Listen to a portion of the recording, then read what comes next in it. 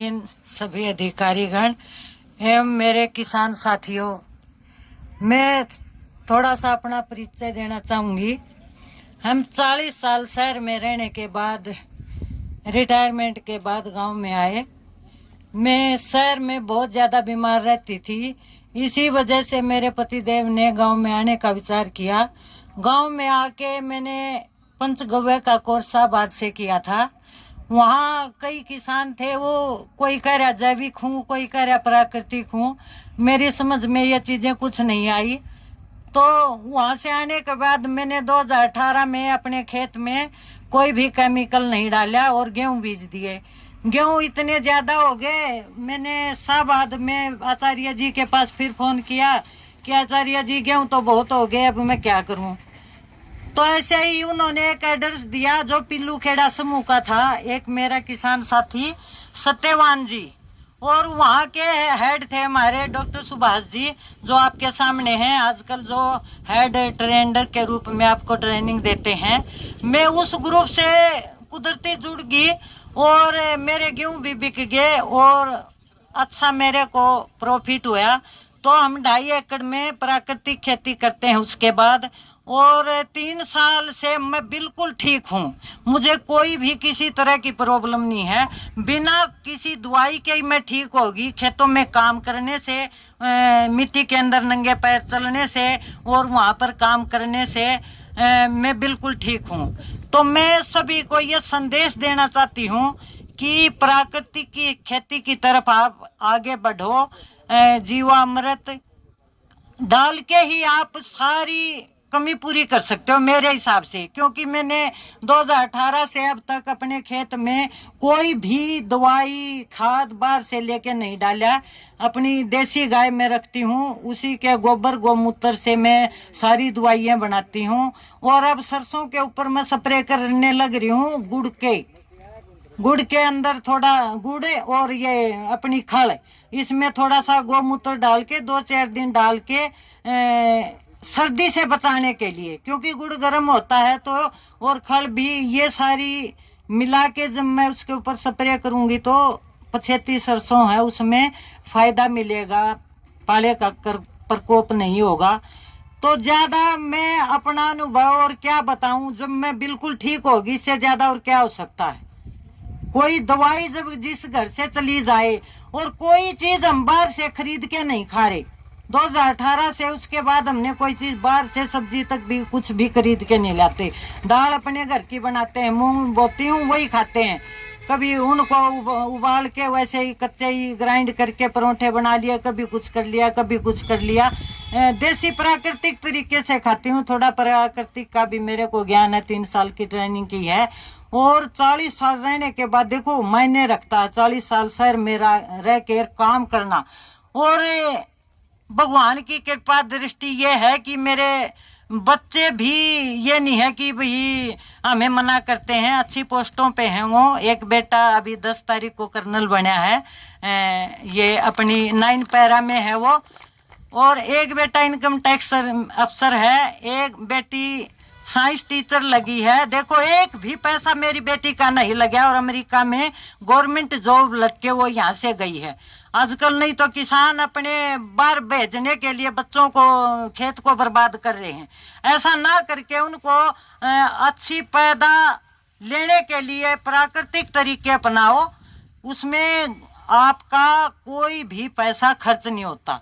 नहीं तो आप पैसा खर्च करोगे, फिर बच्चों को भेजोगे, खेत नष्ट होंगे। बच्चा भी वहां जाके 2 नंबर में भेजते हैं तो ऐसे ही नष्ट हो जाता है। जैसे केमिकल की खेती हमें बर्बाद कर रही है, तो केमिकल को यूज ना करके आप प्राकृतिक की तरफ बढ़ो। मेरा कहना मानो, मेरी इतनी उम्र हो गई है, ये बाल सफेद धूप में नहीं हुए, ये उम्र खा के हुए हैं, समझे। तो खेती घाटे का सौदा नहीं है।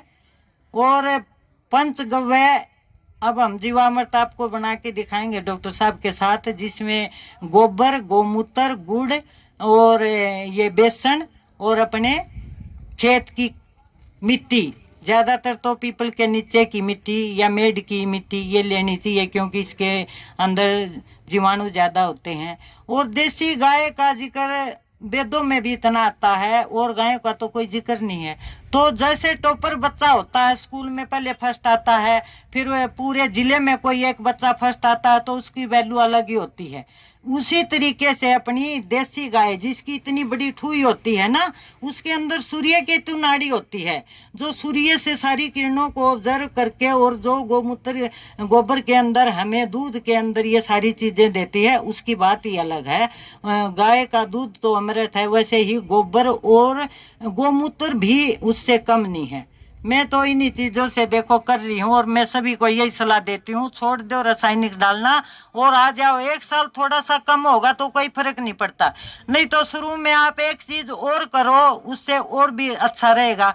शुरू में आप जब धान लगाते हो तो आप ढैंचा बो दो, ढैंचा बोने के बाद जीवामृत का उसके अंदर पानी चला दो और फिर वही ढैंचा 45 दिन का जब हो जाए तो उसको जो का तो रूटावेटर से उसी के अंदर दबा दो और फिर धान लगाओ। बिल्कुल भी कम धान नहीं होगा आपका। और जितना केमिकल डालने वाले का 25,000 रुपए डाल के जो लेता है फसल, आपका 0 बजट में ही इतना प्रोडक्शन हो जाएगा और फिर आप सारी खेती करने लग जाओगे। पहले ये ढांचा और मूंग डालते थे हम और इसी को बांटते थे, अब ये सारा छोड़ दिया क्योंकि किसान साथी बोलते हैं बार बार खर्चा होगा बाने का। अरे बार बार खर्चा तो होगा, जो 25-30 हजार रुपए बचते हैं वो क्या कम है, और ऊपर से हमारा स्वास्थ्य ठीक रहेगा। तो इसलिए ज्यादा ना कहती हुई मैं सभी से हाथ जोड़ के यही अनुरोध करती हूँ कि प्रकृति की तरफ मुड़ो, जहाँ से चले थे वहीं आ जाओ, तभी हमारा कल्याण है। वरना तो कमाओ और डॉक्टरों को यहाँ देते रहो और दुखी होते रहो। ओम सभी का प्रोटीन कार्बोहाइड्रेट सर ये चीज मिल जाए वो अपनी संख्या बढ़ा पाए, उसके लिए हम जो है 1.5 से 2 किलो गुड़ और 1.5 से 2 किलो बेसन उस गाय के गोबर में मिलाते हैं। जो 10 उसके जो अपना खेत है वहां से आपने लगभग 200 से 500 ग्राम तक की मिट्टी उस खेत में से ऐसी जगह छांटनी है हमने वो मिट्टी कि भी जहां पे वो केमिकल कभी ना डला हो। मेंढ के पास से ले सकते हैं या खेत के अंदर कोई पेड़ है उसके नीचे से ले सकते हैं, और खेत में पेड़ भी यदि कोई पीपल या बरगद का पेड़ हो तो उसके नीचे जो है वो जीवाणु जो है उनकी संख्या भी ज्यादा होगी और उनका प्रकार भी जो अलग अलग टाइप के भी जीवाणु होंगे। कोई नाइट्रोजन उपलब्ध करवाने वाला जीवाणु होगा जैसे राइजोबियम, एजोटोबैक्टर, एसिटोबैक्टर।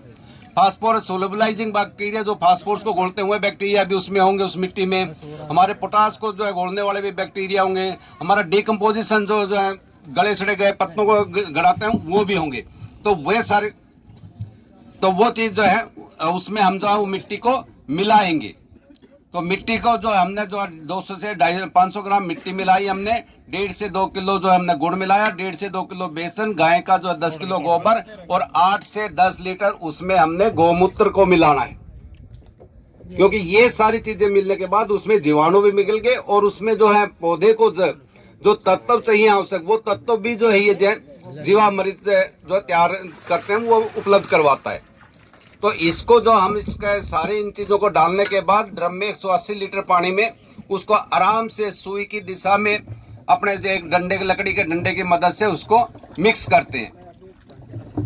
उसके बाद फिर इसको हमने जो किसी जो है जूट की बोरी से या कपड़े से इसको ढक के और छाया के अंदर ये ड्रम को रखना हमें पड़ेगा ताकि गर्मी से धूप से जो वो जीवाणु मरे ना। तो उसको जो है हर रोज सुबह एक बार जो है घड़ी की दिशा में जो है आराम से जो 5 मिनट के लिए हर रोज एक बार दोबारा उसको मिक्स करेंगे ताकि एक तो पूरे घोल के अंदर जो है वो जो जीवाणु थे उनकी संख्या जो है बराबर फैल जाए। दूसरा उसमें से हवा में से उस पानी में घोल में जो है ऑक्सीजन मिक्स होती रहे, उन जीवाणुओं को भी सांस लेने के लिए वो हवा चाहिए तो वो भी उनको मिलती रहे। तो इस प्रकार से जब हम जो 5 से 7 दिन तक जो हमारा यदि गर्मी का मौसम है, तापमान थोड़ा गर्मी वाला है तो 5 दिन लेगा आपका ये, और यदि सर्दी का ठंडा टेम्परेचर है तो 7 दिन लेगा। तो उसके बाद ये आपके प्रयोग के लिए तैयार हो गया। अब ये जो है हम जो अपना जो सिंचाई का साधन है चैनल है, तो चैनल के थ्रू यदि हमारे